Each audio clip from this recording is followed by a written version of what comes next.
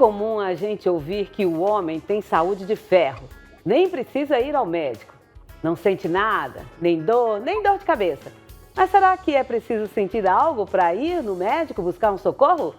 Para falar quais os cuidados que o homem deve tomar para envelhecer bem, vamos falar com o médico urologista Rodrigo Trivilato.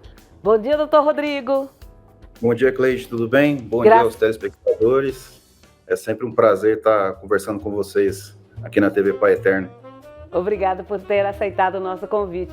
Doutor, é comum os homens chegarem no consultório sem o check-up em dia, aliás? É uma pergunta super interessante essa, Cleide. Tem um fator sociocultural, né, na nossa sociedade, que o homem é o provedor, né, da casa, tem que levar o alimento, tem que sustentar a família, e ele deixa sempre para o segundo plano a saúde dele, né? Eu estou trabalhando, não tenho tempo de procurar o médico. Diferente da mulher, que ela é sempre a cuidadora, que cuida da família, cuida dos filhos, do marido. Só que essa teoria é furada, né? Porque hoje em dia as mulheres trabalham igual ou igual os homens, né? Ou até mais que os homens. E elas continuam procurando médico, e elas continuam com menos doenças, vivendo mais que os homens, tendo uma qualidade de vida melhor e uma saúde em dia, né? Outro ponto que eu acho super importante é a gente lembrar do Covid, que obviamente levou não só os homens, mas a toda a população a não procurar os médicos, né?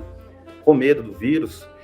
E está saindo estudos agora que, por causa disso, hoje, por exemplo, tumores que antigamente a gente conseguia diagnosticar precocemente, tratar precocemente, com uma chance de cura alta, hoje esses tumores vêm avançados, né? Com dificuldade em tratamento. As doenças crônicas, como hipertensão e diabetes, ela vem com complicações agora, né? Então, independente homem ou mulher, a gente precisa voltar a procurar o médico, né? E o hospital. Doutor, o que o homem deve ficar atento com a saúde? Qual que é o sinal que ele deve ficar ligado? Primeiro ele precisa procurar o médico de confiança dele, né? A prevenção e o cuidado da saúde é o mais importante. Então, eu considero nem exame de check-up, mas sim uma consulta de check-up. Porque dependendo da idade do paciente, por exemplo, hoje eu acompanho pacientes que ainda estão na barriga da mãe, que às vezes tem uma ultrassom gestacional, e aí eu acompanho esse paciente até o nascimento. A criança, quando ela nasce, ela faz a puericultura com o pediatra. A gente vai avaliar a fimose, os testículos, como é que está, se está fazendo xixi direitinho, se está tendo febre, se tem infecção. O homem, já na vida adulta, jovem adulto, começa a ter suas relações sexuais e a gente precisa ensinar ele a fazer a prevenção disso, a usar o preservativo, orientar ao consumo de álcool e de fazer a prevenção ao não uso das drogas. E depois disso, o homem ele fica mais idoso e começa a aparecer as doenças como os tumores, as doenças crônicas como hipertensão, diabetes.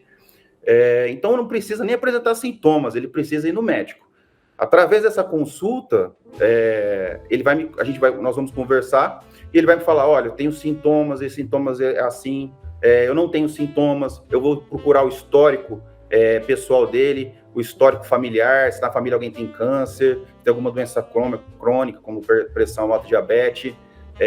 Vamos avaliar, vamos fazer o exame físico dele, né? Vamos palpar, aferir a pressão dele, porque a gente sabe que a hipertensão hoje, ela começa silenciosa no início, né?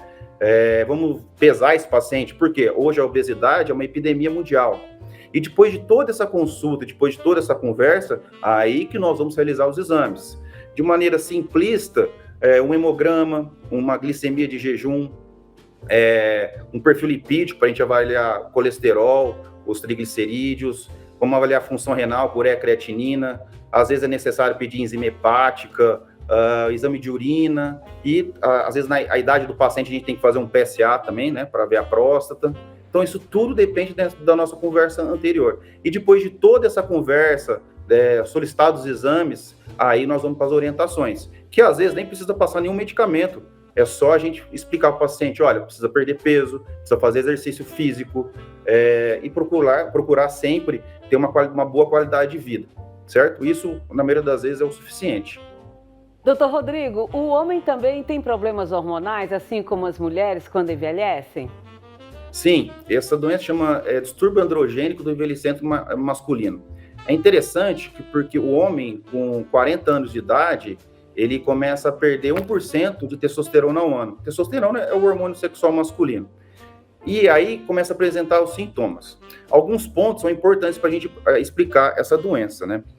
Ela, além de ter os sintomas, ela tem que ter alteração laboratorial. Só assim que a gente consegue dar o diagnóstico dessa doença. Então, ele vai ter os sintomas e, a partir da avaliação laboratorial, principalmente a queda do hormônio testosterona, a gente dá o diagnóstico desse distúrbio hormonal no homem. Um sintoma muito interessante que leva o paciente a procurar o médico são os sintomas sexuais, as disfunções sexuais.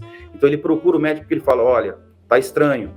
Eu estou começando a perder a minha vontade sexual, a minha ereção está ruim.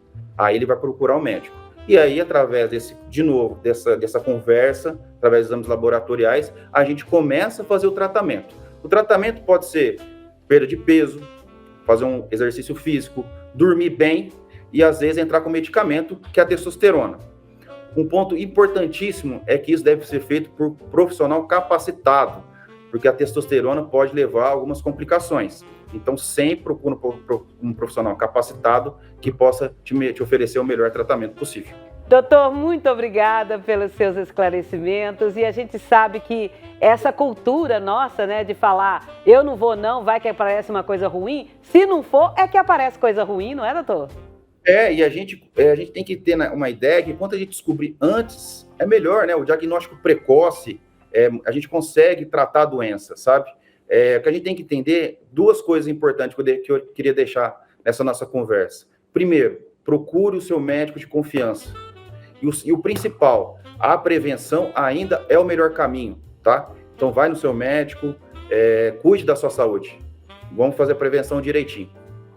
Obrigada, doutor. Muito obrigada. Obrigado a você, Cleide. Um abraço. Outro.